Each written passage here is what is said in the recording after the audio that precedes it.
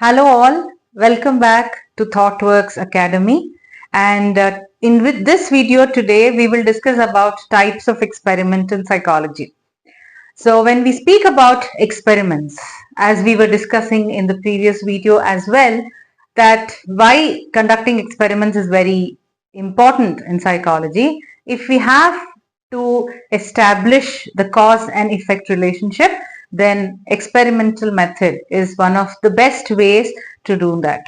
So when we speak about cause and effect relationship, here the researcher tries to manipulate the independent variable and study the effect it has on the dependent variable. So here the main focus of the experimenter will be to identify the dependent variable that they want to study and also the independent variables that has to be manipulated to study the effect. So the experimenter is trying to create a cause and then find its effect on the dependent variable. So whenever we speak about the experiments that are conducted in psychology, basically there are two types. That is laboratory experiments and field experiments.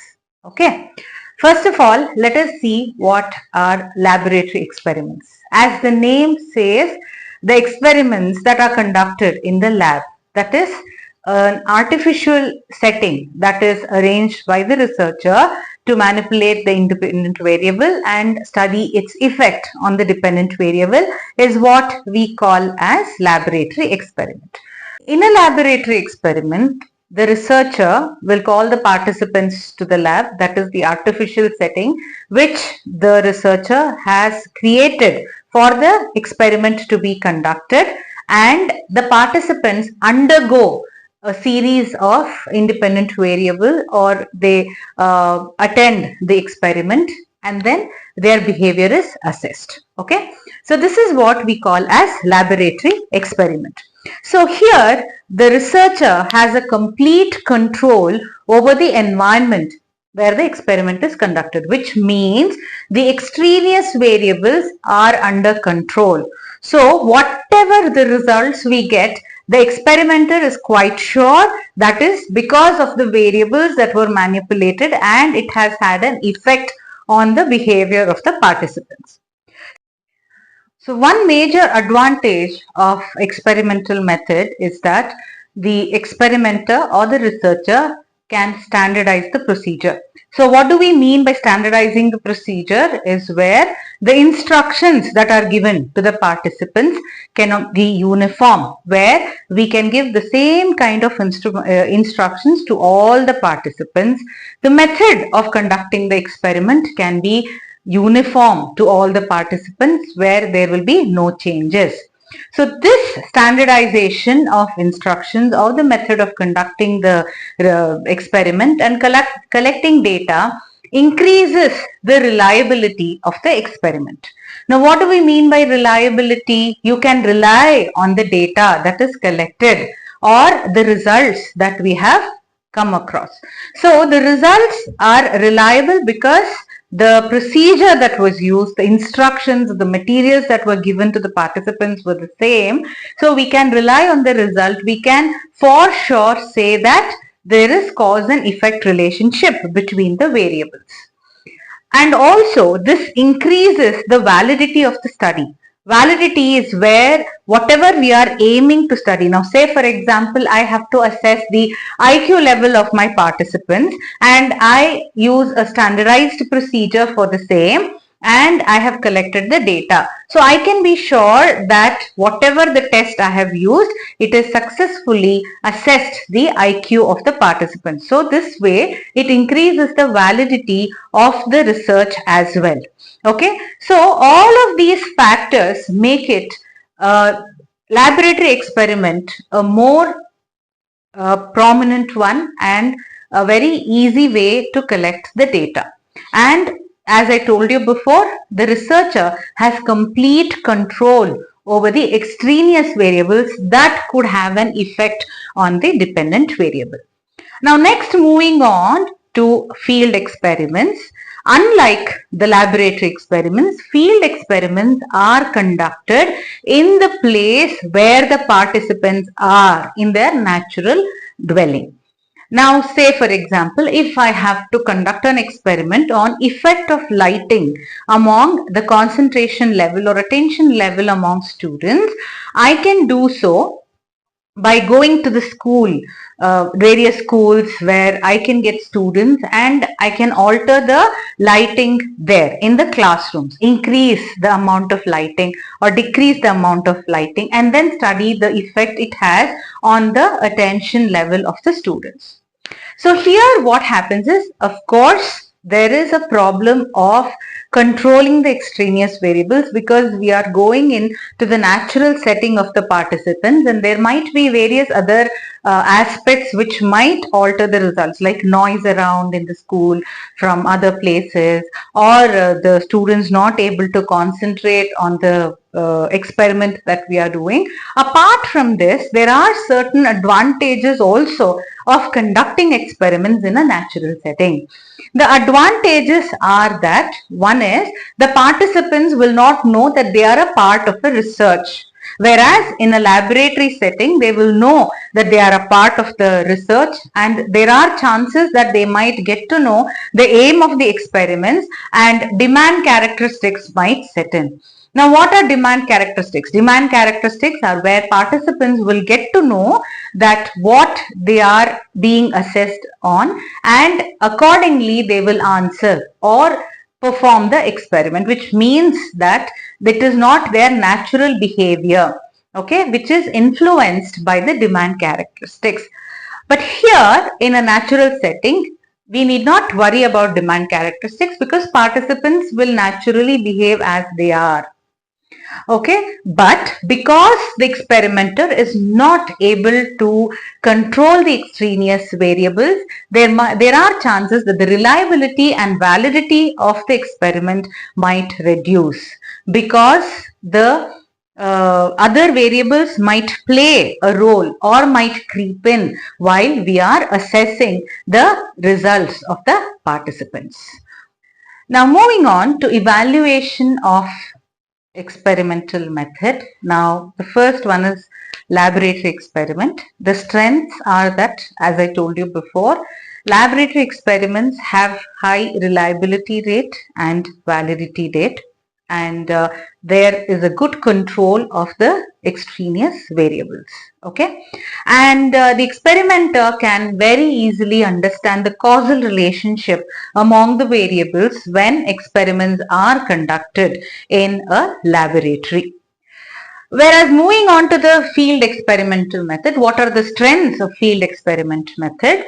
Of course, field experiment method are conducted in the natural setting where it reduces the demand characteristics of the participant and increases ecological validity. What do we mean by ecological validity? It has a high strength of generalization of the results because it was done in a natural setting. Now, if these number of students are behaving in this particular way for the effect of lighting, of reducing the light or increasing the amount of light, then definitely it is possible with other set of students as well.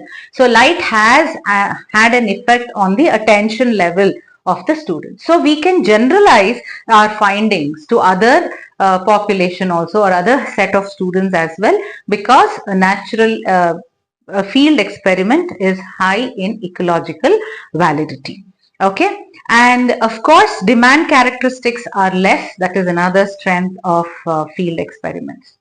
When we speak about weaknesses of laboratory experiment, there is no ecological validity. Rate of ecological validity is less because the experiment is conducted in an artificial setting.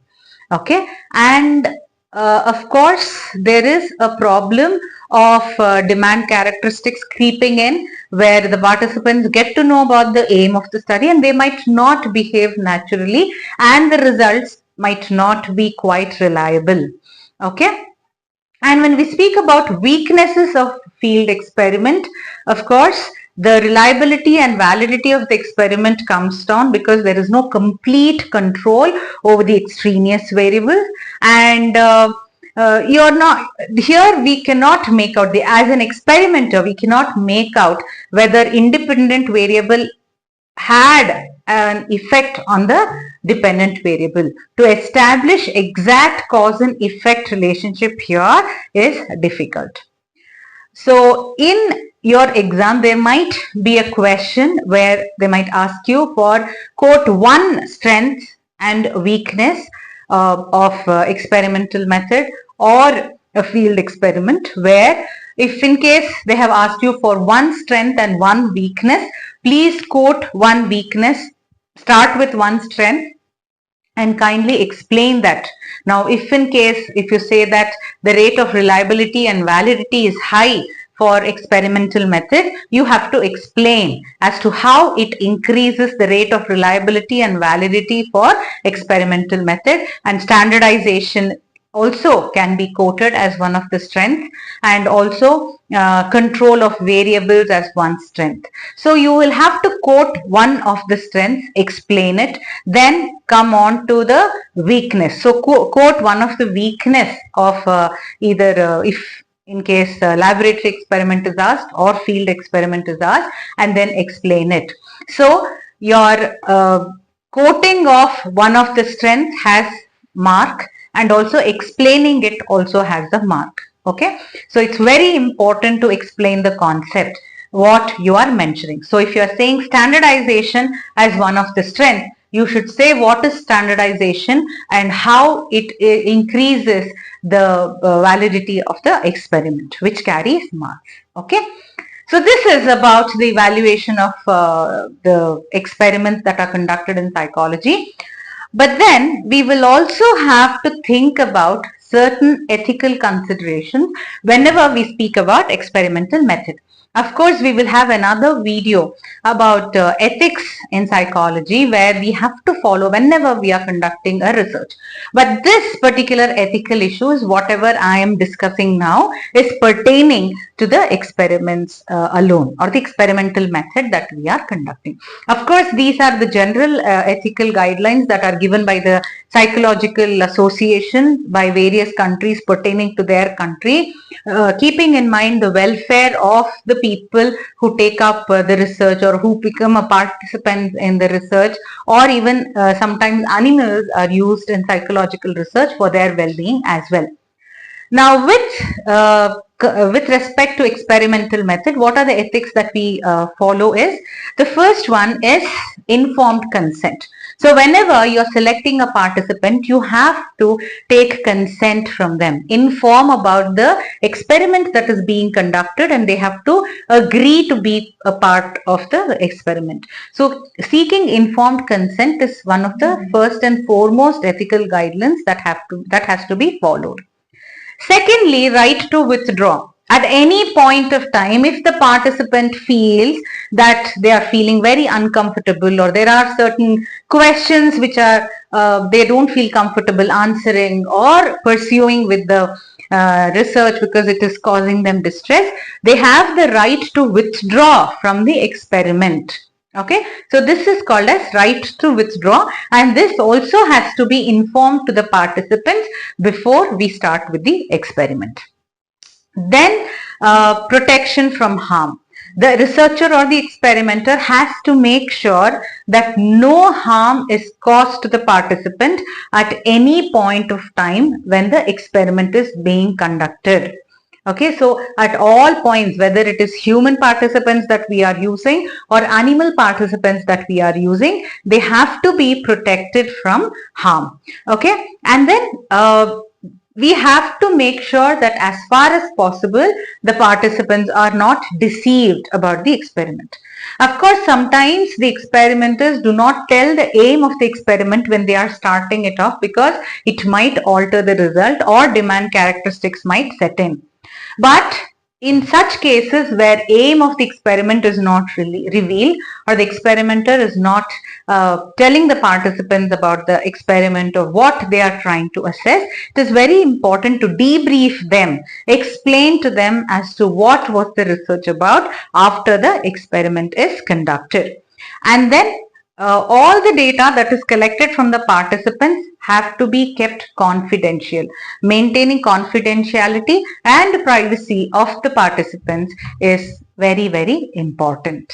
Okay, I hope this video helped you to understand the experimental method in psychology.